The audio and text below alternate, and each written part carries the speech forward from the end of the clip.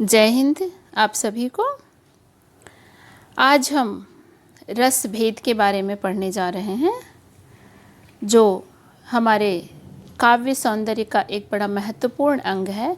किसी भी कविता की विवेचना करने के लिए, उसके बारे में जानने के लिए जब हम उसके काव्य सौंदर्यों की चर्चा करते हैं तो अलंकार और रस दो उसमें बड़ी महत्वपूर्ण चीज़ें आती हैं।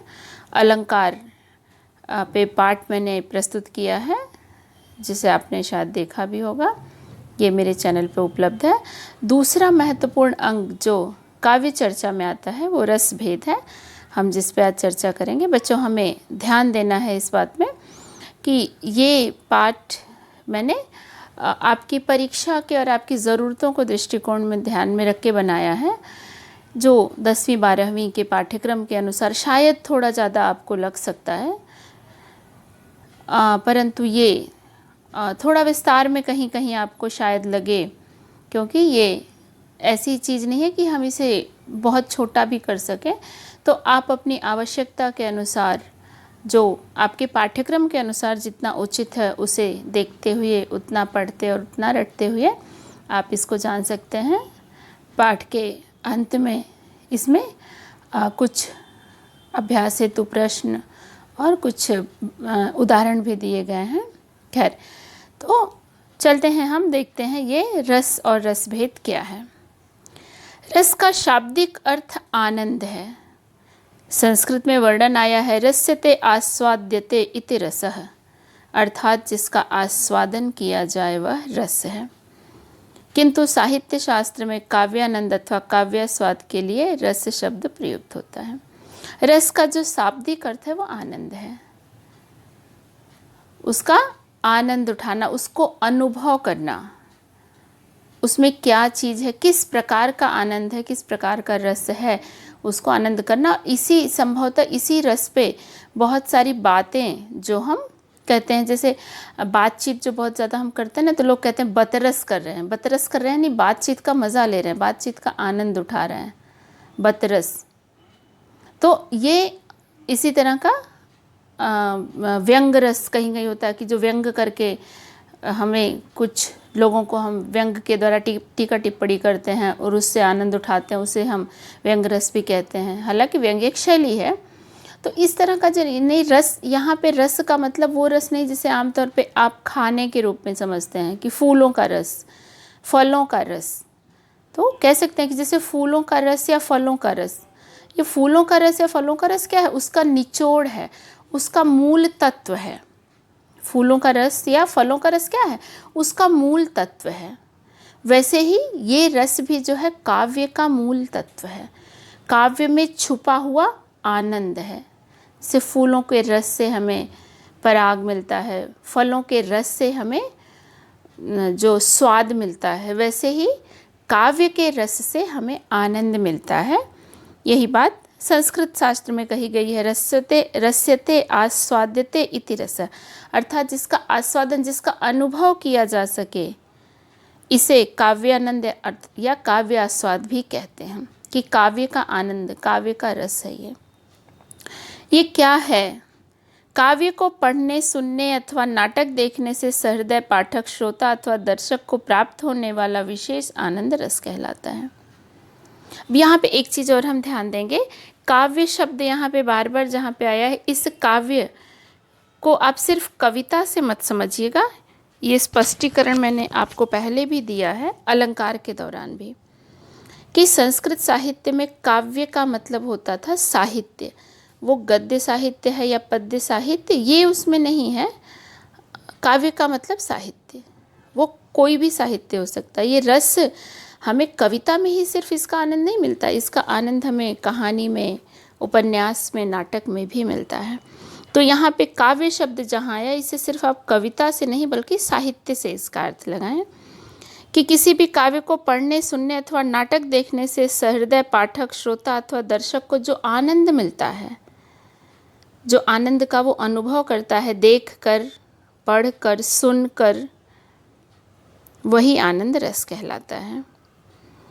और ये आनंद हमें कहाँ से अनुभव होता है, कि उसके जो पात्र हैं, उस काव्य के जो भी पात्र हैं हम उनके साथ अपना संबंध स्थापित कर लेते हैं, तभी हम इस रस का अनुभव करते हैं। जैसे उदाहरण के लिए मैं समझाना चाहूँगी कि जैसे आप फिल्म देखते हैं, जब आप फिल्म देखने जाते हैं तो हम कहीं ना कहीं उस फिल्म की कहानी से, उसके कलाकारों से जुड़ जाते हैं। अब आप कहेंगे कि नहीं, हम तो नहीं जुड़ते, हम पैसा देते हैं, फिल्म देखते हैं, मनोरंजन करते हैं और चले आते हैं। लेकिन नहीं, हम जुड़ते हैं। यही कारण है कि जब विलन पिटता है तो हमें बड़ा मज़ा आता है और हीरो पिटता है तो हम दुखी होते हैं। कोई ऐसा दृश्य है जो हमारी पसंद के विपरीत है तो हम दुखी हो जाते हैं, हम उस चीज़ को मानना, स्वीकारना नहीं चाहते हैं। ऐसा क्यों? जबकि हमें भी पता है कि फिल्म जो हम देख रहे हैं वो क्या है।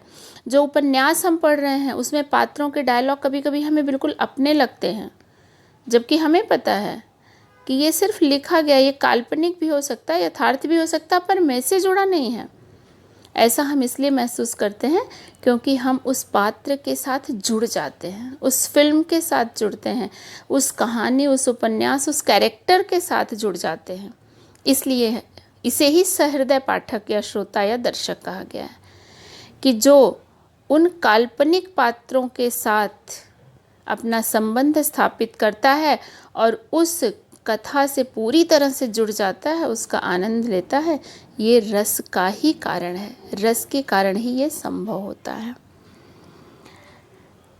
आचार्य रामचंद्र शुक्ल ने हृदय की मुक्तावस्था कहा है।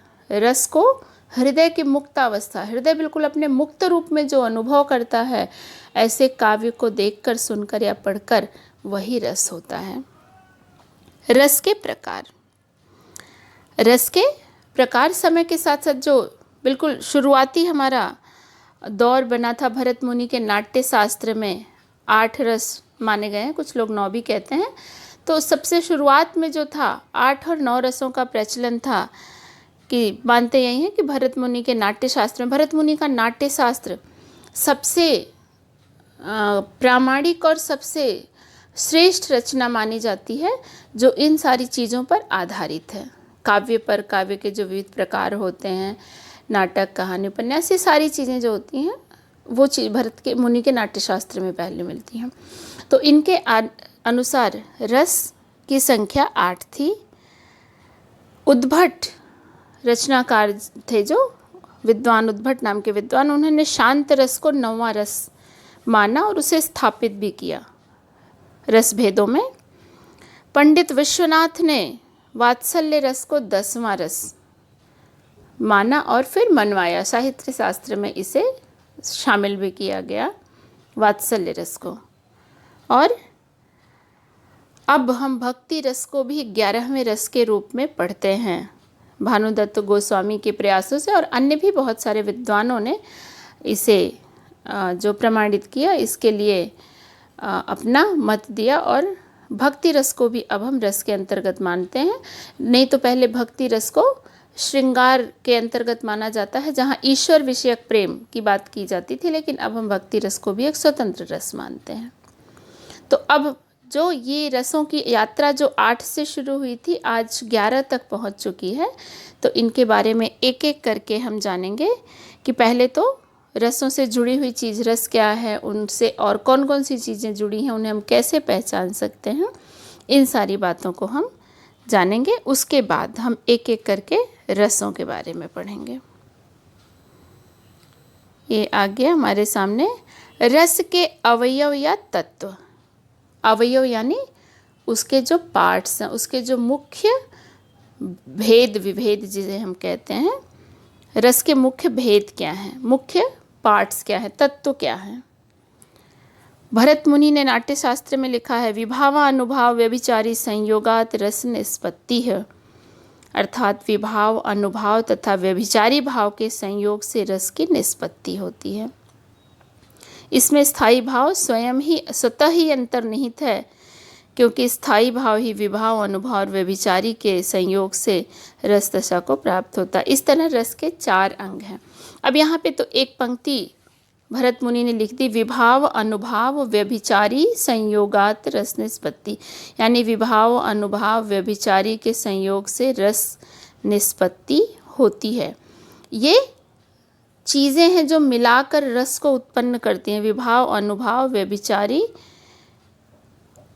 ये सबके संयोग से रस की प्राप्ति हमें अनुभव होता है, हम उसका आनंद उठाते हैं। अब हम पहले देखेंगे कि ये है क्या, ये स्थायी भाव, विभाव, अनुभव, ये सब क्या हैं, इनको हम थोड़ा थोड़ा करके जानते हैं। तो इस तरह हम कह सकते हैं कि रस के 4 भाग हैं, 4 तत्व हैं मुख्य रूप से। पहला है स्थायी भाव। आचार्य रामचंद्र शुक्ल ने इसके बारे में कहा है कि प्रधान भाव, स्थायी भाव यानी जो निश्चित हो, फिक्स्ड हो। स्थायी भाव यानी फिक्स, प्रधान हो, मुख्य हो, जो रस की अवस्था तक पहुँचे। यानी ये जो मुख्य भाव होता है, ये शुरू होता है और अंत तक बना रहता है, तब तक जब तक कि वो कथा, वो घटना, वो बात हमारे सामने रहती है। इस रस की उत्पत्ति जहाँ पे उत्पन्न होता है, और ये तब तक बना रहता है जब तक वो कारण या वो घटना समाप्त नहीं हो जाती है। तो इसी तरह स्थायी भाव 11 माने गए हैं। चूँकि 11 रस माने गए हैं, इसलिए 11 रसों के 11 स्थायी भाव भी माने गए हैं। जहाँ ये यहाँ पे इनके नाम दिए गए हैं, यहाँ पे अभी हम इन्हें व्याख्या इनकी नहीं कर रहे, क्योंकि आगे हम ये सारी चीज़ें रसों के अंतर्गत पढ़ेंगे। तो स्थायी भाव वो होता है जो रस के प्रारंभिक अवस्था से लेकर अंतिम अवस्था तक बना रहता है, स्थायी रहता है, फिक्स रहता है, निश्चित रहता है, उसमें कोई चेंज नहीं आता, कोई बदलाव नहीं आता। दूसरा होता है विभाव। विभाव क्या है? विभाव वो चीज़ें हैं जो हमारी अंदर की भावनाओं या संवेदनाओं को जगाती हैं। अर्थात हमारे अंदर ये रस उत्पन्न हो रहा है, इसका कारण क्या है, वो विभाव है। यानी स्थायी भाव को महसूस करने की जो शक्ति हम में आती है, महसूस करने का जो कारण आता है, वो विभाव होता है। विभाव यानी विशेष भाव। स्थायी भाव को बताने वाला जो विशेष भाव होता है, उसे विभाव कहते हैं। ये विभाव भी 2 प्रकार के होते हैं, आलंबन और उद्दीपन। आलंबन का मतलब होता है बेस, आश्रय, आधार।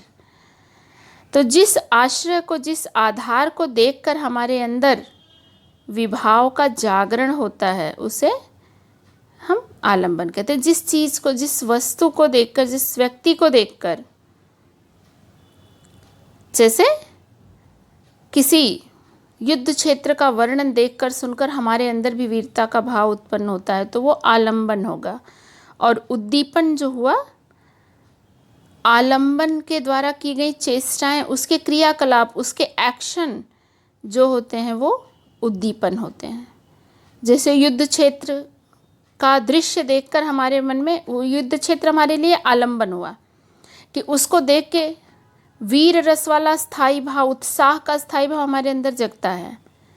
लेकिन वो सिर्फ जगना महत्वपूर्ण नहीं, महत्वपूर्ण क्या, उसको और उद्दीप्त होना, उसका और ऊपर बढ़ना। वो कैसा बढ़ता है? उद्दीपन देख के, यानी कि पहले युद्ध क्षेत्र ही नहीं, फिर वहाँ के बजते हुए नगाड़े, हथियारों की चमक, लोगों का लड़ना, ये सारा क्या है? ये उद्दीपन है, जिसके माध्यम से हमें विभाव और बढ़ता है। तो इसी प्रकार यहाँ पे श्रृंगार रस का भी उदाहरण दिया गया। वीर रस के अंतर्गत शत्रु की सेना, रणभूमि, ललकार, युद्ध, वाद्यादि उद्दीपन विभाव होंगे। तो अभी तक हमने क्या पढ़े? रस के 4 अवयव में से 2 हमने पढ़ा, स्थायी भाव और विभाव। विभाव के 2 गुण, आलंबन और उद्दीपन। अब हम आगे बढ़ते हैं। तीसरा जो तत्व है इसे हम कहते हैं अनुभाव। स्थायी भाव, विभाव, अनुभाव। अनुभाव का मतलब होता है, अनु का मतलब होता है अनुसरण करना, फॉलो करना। भाव का अनुसरण करना, जो आगे विभाव हम में पहले आए हैं उसी को फॉलो करते रहना, उसे और उसके पीछे पीछे और भी जो हमारे अंदर भाव आते हैं वो अनुभाव होते हैं। यानी पहले हमें विभाव जगता है, हमें कुछ विशेष भावनाएं आती हैं और उसके बाद उसके साथ जुड़ी हुई और सारी चीज़ें हमारे मन में आती हैं, तो ये अनुभाव कहलाता है। यानी ऐसा दृश्य, जैसे युद्ध का मैंने उदाहरण दिया कि उसमें फिर वो बाजे वगैरह बज रहे हैं, रणभेरी हो रही है, शत्रु का चिल्लाना हो रहा, तो उसके साथ हमें उत्साह का संचार होता है। फिर उसी प्रकार हम भी एक्शन करते हैं, हम भी बड़ी बड़ी आंखें करके ज़ोर ज़ोर से बोलते हैं, हाथ झटकते हैं, कुछ कुछ कहने लगते हैं। तो ये हमारे अनुभव होते हैं जहाँ हम उस घटना से बिल्कुल जुड़ जाते हैं, अपने साथ भी उस चीज़ को, उस अपने आप को भी हम उसी माहौल में महसूस करने लगते हैं। तो ये हो गया अनुभव। अनुभवों की संख्या 4 कहेगी। अब ये जो अनुभव के बाद ये जो अनुभवों की संख्या का वर्णन है, मेरे हिसाब से जैसे ये आप 10वीं के लिए आप पढ़ते हैं, तो जो 10वीं का पाठ्यक्रम है आप इसे इतने रूप में ही हम जानें तो ज़्यादा अच्छा रहता है। लेकिन हाँ, अगर आप इसे और उच्च कक्षाओं के लिए, ग्रेजुएशन के लिए, स्नातक के लिए या किसी परीक्षा की तैयारी के लिए पढ़ रहे हैं, तो हमें इन पे भी थोड़ा सा आना ज़रूरी है कि अनुभवों की संख्या 4 है, सात्विक, कायिक, मानसिक और आहार्य। तो थोड़ा सा हम इन्हें देख लेते हैं कि सात्विक अनुभव यानी जो हम में चेंजेस आते हैं। सात्विक अनुभव जिसमें हम बिल्कुल स्तंभित हो जाना, वो क्या कहते हैं, शॉक्ड हो जाना, पसीना आना, रोमांचित होना, आवाज़ का तेज होना, आवाज़ कांपना, ये सारे सात्विक अनुभव हैं। यानी जो हमारी ज्ञानेंद्रियों के कारण एक तरह से उत्पन्न होते हैं। कायिक अनुभव, आँखों का झुकना, आँखों का तनना, भौहें टेढ़ी होना, मुस्कुराना, क्रोधित होना, जबड़े भींचना, ये सब कायिक अनुभव, यानी में शारीरिक रूप से जो परिवर्तन आ जाते हैं। मानसिक अनुभव, क्रोधित हो जाना, कुछ क्रोध में कुछ भी बोल देना, खुश हो जाना, शर्मा जाना, ये सारे मानसिक अनुभव कहे जाते हैं। और आहार्य अनुभव, आहार्य अनुभव जब हम उस दृश्य को बहुत ज़्यादा महसूस करने के लिए, उससे जुड़ने के लिए हम वैसी ही वेशभूषा भी धारण कर लेते हैं, तो ये आहार्य अनुभव होता है। तो हमने अभी तक क्या क्या देखा? स्थायी भाव, विभाव, विभाव के 2 रूप, आलंबन और उद्दीपन। फिर अनुभाव, अनुभाव के 4 प्रकार, सात्विक, कायिक, मानसिक और आहार्य। और ये जो अंतिम भाव है संचारी भाव, ये अंतिम और सबसे महत्वपूर्ण अंग माना गया है। संचारी भाव, या भरत मुनि के ने रस सूत्र व्यभिचारी नाम से प्रयोग किया है, इसे कालांतर में संचारी नाम से जाना जाता है। यानी व्यभिचारी, जो ऊपर भरत मुनि का हमने श्लोक पढ़ा, जो पंक्तियाँ पढ़ी, उसमें जिसे व्यभिचारी कहा गया है उसे ही संचारी भाव अब हम जानते हैं संचारी के नाम से। संचारी का मतलब होता है जो आते जाते रहते, संचरण करना। संचारी का मतलब संचरण करना, मूव करना, मूवमेंट, जो बनते बिगड़ते रहते हैं। तो ऐसे भाव जो हमारे मन में आते जाते रहते हैं, इन्हें कहा गया है जल के बुलबुलों की भांति उड़ते हैं और विलीन होते हैं, और स्थायी भाव को रस की अवस्था तक पहुंचाने में सहायक सिद्ध होते हैं। तो ये 33 संचारी भाव माने गए हैं। इसमें से कुछ का नाम यहाँ पे मैंने मुख्य जो है उनका नाम दिया है कि ये संचारी भाव जो होते हैं, कहीं कहीं जैसे एक तरह से हम ये जो हमारे कायिक और मानसिक अनुभव हैं उन्हीं को जागृत करते हैं, उन्हें उद्दीप्त करते हैं, उन्हें बढ़ाते हैं। इनकी संख्या 33 मानी गई है। ये बनते और बिगड़ते हैं, दृश्य परिवर्तन के साथ हमारे अंदर से ये भाव बदल भी जाते हैं, चेंज हो जाते हैं, तो इसे हम संचारी भाव के नाम से जानते हैं। अब यहाँ पे आपको के सामने एक टेबल ये दिया गया है, इसके माध्यम से ये पूरा टेबल आपको सारे रस, स्थायी भाव और संचारी भाव संबंधी सारणी को यहाँ स्पष्ट कर रहा है। इस सारणी को देखकर या इसे पढ़कर आप सारी चीज़ों को एक साथ जान सकते हैं। ये बड़ा महत्वपूर्ण है परीक्षा के दृष्टिकोण से भी। आपके बहुविकल्पीय प्रश्नों में इस तरह के प्रश्न आ जाते हैं कि ये संचारी भाव किस रस के हैं या इनका स्थायी भाव क्या है, तो आप इसे एक साथ बहुत अच्छे से देख सकते हैं और समझ सकते हैं। इन पे हम अब एक एक करके रसों पे आएंगे कि हम कौन कौन से रस, कौन कौन से यानी 11 रस जो हमें पढ़ने, एक एक करके हम उनकी तरफ बढ़ते हैं। अब आ गया है रसों के भेद और उनके उदाहरण। इसमें सबसे पहले हम पढ़ेंगे श्रृंगार रस के बारे में। श्रृंगार रस को रसों के अंतर्गत रसराज भी कहा गया है, यानी इसको रसों का राजा कहा गया। श्रृंगार रस को सबसे महत्वपूर्ण माना गया है क्योंकि ये एक ऐसा रस है जो मनुष्य को प्रेम की तरफ ले जाता है, भावुकता की तरफ ले जाता है, संवेदनशीलता की तरफ ले जाता है। पर बच्चों, श्रृंगार रस का मतलब सिर्फ एक भौतिक प्रेम की बात नहीं होती, ये बहुत उच्च स्तर का है।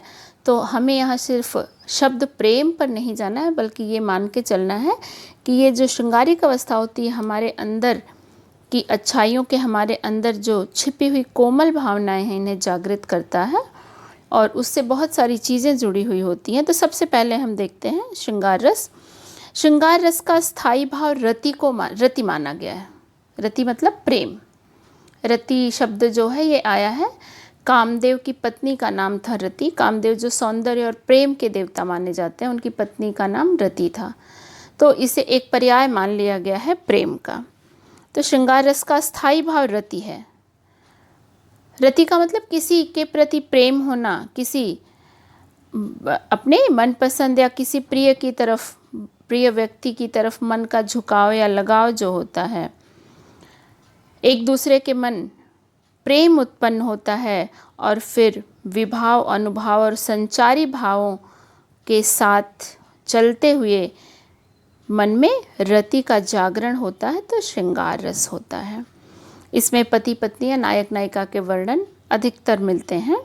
इसके मुख्य जो तत्व हैं उसको हम इस तरह से समझ सकते हैं कि श्रृंगार रस का स्थायी भाव है रति, आलंबन है इसके नायक और नायिका, उद्दीपन है आलंबन का सौंदर्य यानी नायक या नायिका का सौंदर्य, प्राकृतिक सौंदर्य, चांदनी, वसंत ऋतु, संगीत, बाग बगीचे, फूल, ये सारी चीज़ें उद्दीपन है, यानी उस प्रेम के भाव को और उभारने में सहायक होती हैं ये सारी चीज़ें। अनुभाव, स्पर्श, देखना, कटाक्ष यानी तिरछी नज़र से देखना, मुस्कुराना, अश्रु, ये सारे अनुभाव हैं। यानी उसके पश्चात ये सारे भाव, इस प्रकार के बदलाव हमारे अंदर आते हैं। इसके संचारी भाव, वो भाव जो बनते बिगड़ते रहते हैं। निर्वेद, निर्वेद का मतलब होता है एक तरह से बिल्कुल सारी चीज़ों से एक तरफ ध्यान लग जाना, बिल्कुल खो जाना। हर्ष, लज्जा, जड़ता, चपलता, आशा, स्मृति, ये सारे जो शब्द हैं संचारी भाव या व्यभिचारी भाव जो बनते बिगड़ते रहते हैं स्थिति के अनुसार। तो ये सब मिलकर श्रृंगार रस को पुष्ट करते हैं, उसे जागृत करते हैं। श्रृंगार रस के पुनः 2 भाग माने गए हैं। ये अकेला ऐसा रस है जिसके 2 पार्ट माने गए हैं श्रृंगार रस के, और ये इसका इतना विस्तार है, काव्यों में, शास्त्रों में इसकी इतनी ज़्यादा चर्चा हुई है कि सबसे ज़्यादा वर्णन संभवतः इन चीज़ों का हुआ है, दोनों पक्षों का, संयोग श्रृंगार का भी और वियोग श्रृंगार का भी। तो ये श्रृंगार रस मनुष्य के जीवन का एक आवश्यक और सबसे ज़रूरी अंग, सबसे विस्तार से इसका वर्णन साहित्य में पाया गया है। संभवतः इसी कारण इसे रसराज भी कहा गया है। लेकिन इसके कारण ऐसा नहीं कि बाकी रसों की महत्ता कम हो जाती है। जीवन में सारे रस जरूरी होते हैं, सारे अनुभव जरूरी हैं, यही हमें मनुष्य बनाते हैं। तो खैर चलिए अब हम देखते हैं श्रृंगार रस के दोनों भागों, जो दोनों भाव हैं, दोनों प्रकार हैं। सबसे इसका जो पहला प्रकार है संयोग श्रृंगार। संयोग श्रृंगार यानी मिलन की अवस्था, मिलने की अवस्था, संयुक्त होने की, एक साथ रहने वाली जो अवस्था होती है उसे श्रृंगार अवस्था कहते हैं। इसके विविध वर्णन मिलते हैं बहुत सारे, और यहाँ एक जो उदाहरण दिया है बड़ा पवित्र और बहुत सुंदर ही संयोग का उदाहरण है। जो घटना उस समय की है कि जब राम और सीता विवाह के समय राम और सीता आमने सामने बिठाए गए, तो सीता ने अपना कंगन जो पहन रखा था, उस कंगन के पत्थर में जो उन्होंने कंगन में नग जड़े हुए थे, उस नग में राम की परछाई दिख रही थी। सीता राम के प्रेम में पहले ही पड़ चुकी थी अशोक वाटिका में, और फिर धनुष भंग के बाद वो उनसे विवाह की घोषणा भी हो चुकी थी। तो यहाँ पे ये संयोग श्रृंगार है कि सीता राम का सौंदर्य, राम का रूप उस कंगन के नग में देख रही हैं।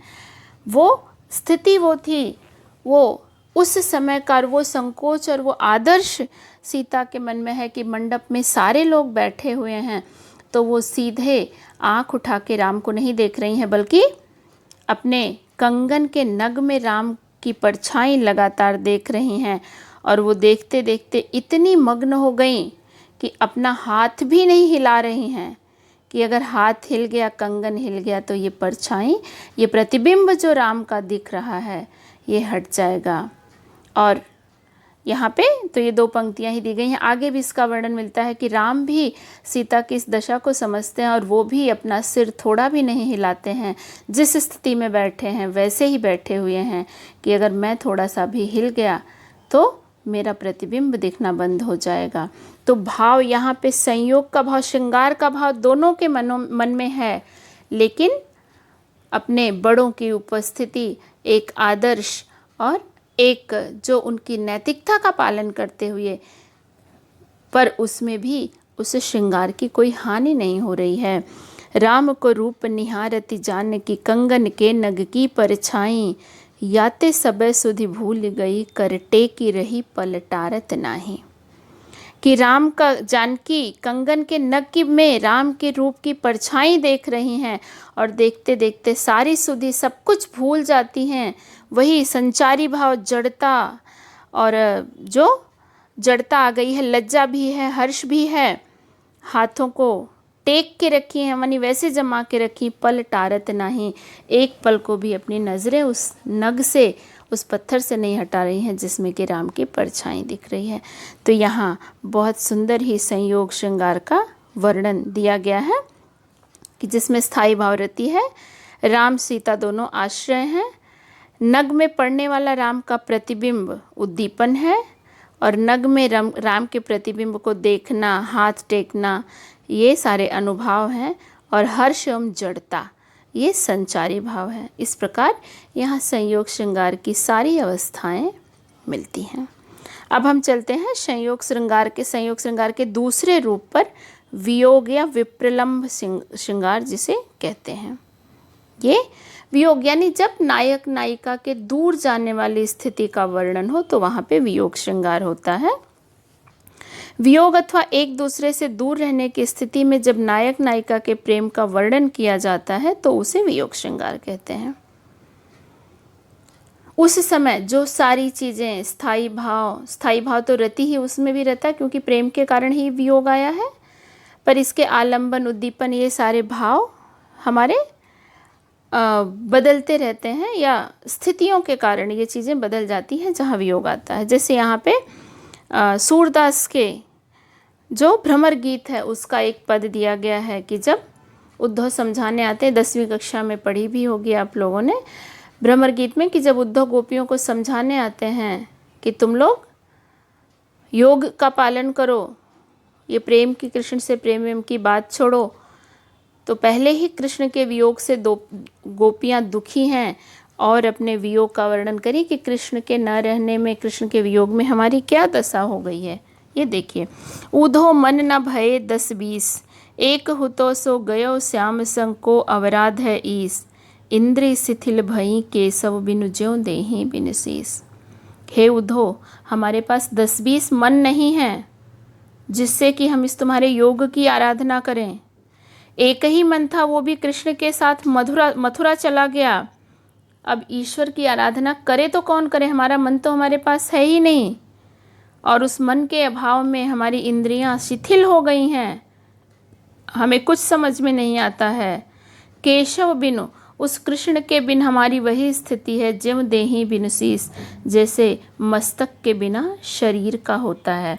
तो वियोग का बहुत सुंदर यहाँ वर्णन है, जहाँ आलंबन में कृष्ण और गोपिकाएं हैं, जो दोनों एक दूसरे से दूर रहने के कारण उनका जो आलंबन है, उद्दीपन है, ये सारा कृष्ण का दूर रहना, उनको न देख पाना, उनके प्रेम का अनुभव करना, और संचारी भाव में जो उनके दुख आ रहे हैं कि हमारी इंद्रियां शिथिल हो गई हैं, मस्तक रहित शरीर के समान हो गए हैं, ये सारे मिलकर यहाँ पे वियोग श्रृंगार की उत्पत्ति करते हैं।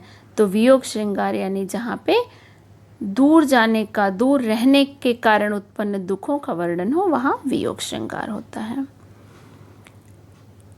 तो हमारा ये श्रृंगार रस दोनों पक्षों के साथ अपने पूरा हुआ, संयोग श्रृंगार और वियोग श्रृंगार। अब आते हैं हम आगे, अगला रस है करुण रस। करुण रस, इसे भवभूति के माध्यम से, भवभूति जो संस्कृत के एक बड़े विद्वान आचार्य थे, उनका मानना है कि करुण ही एकमात्र रस है जिससे सहृदय पाठक सर्वाधिक संबंध स्थापित करता है। ये करुण रस जो होता है पाठक को सबसे ज़्यादा प्रभावित करता है।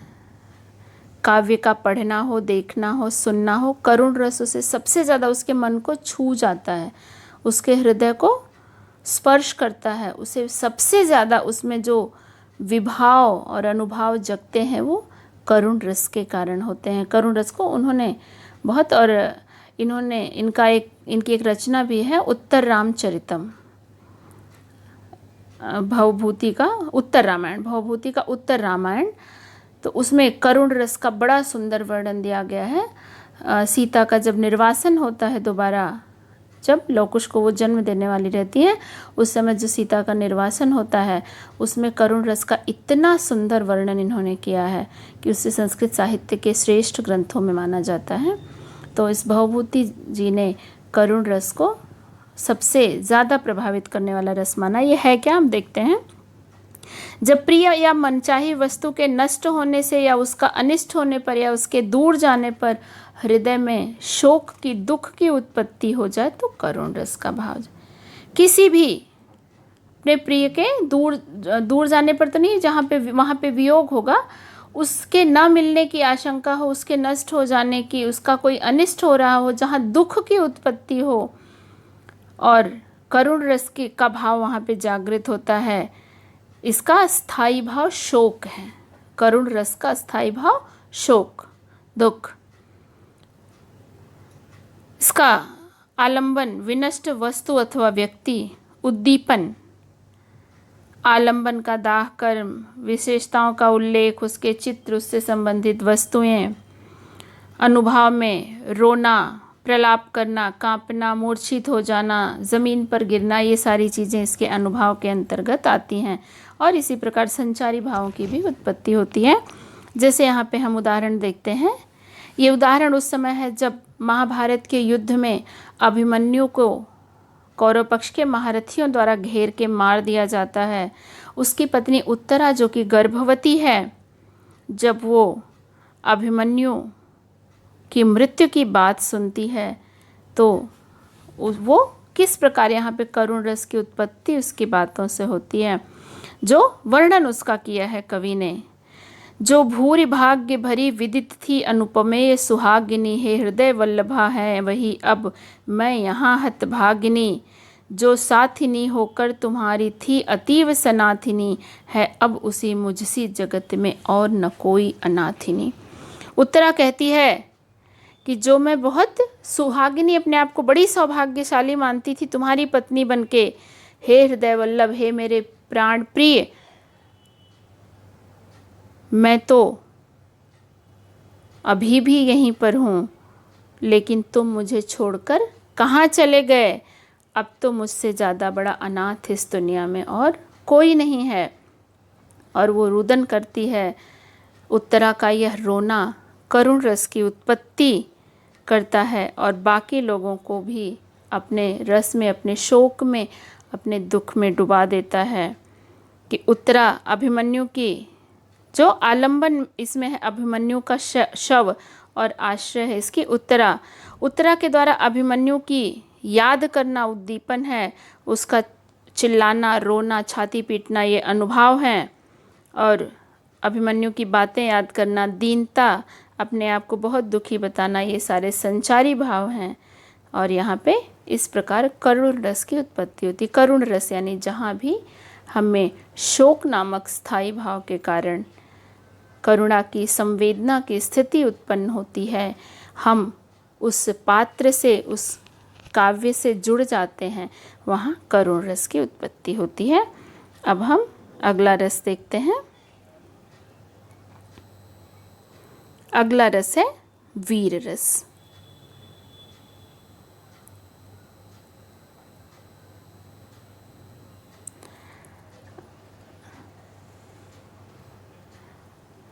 हाँ बच्चे, यहाँ पे अब हम ऐसा करते हैं कि मुझे लग रहा कि करुण रस तक हम इस पाठ को, इसी करुण रस पे मैं इस वीडियो को समाप्त करूं, वरना हमारा जो वीडियो है पाठ का बहुत लंबा हो जाएगा। अभी हमारे 9 रस बचे हुए हैं, तो इन 9 के बारे में हम अगले वीडियो में पढ़ेंगे, क्योंकि इसमें प्रारंभिक परिचय जो कि हमारे लिए बहुत आवश्यक भी था। तो उन प्रारंभिक परिचय और 2 रसों के साथ इस पहले वीडियो को मैं यहीं पे समाप्त करती हूँ। अगले वीडियो में मैं बाकी के रस और अभ्यास के लिए संबंधित जो प्रश्न और कुछ बिंदु हैं, कुछ उदाहरण हैं, उनको अगले वीडियो के माध्यम में प्रस्तुत किया जाएगा। तो इसके दूसरे भाग में आपको वो सब चीज़ें मिलेंगी जितने भी हमारे रस बचे हैं और बाकी प्रश्न। तो इसी के साथ यह पाठ, यह वीडियो यहीं पे समाप्त होता है बच्चों। अगले में बाकी की चीज़ों के साथ पुनः मिलते हैं।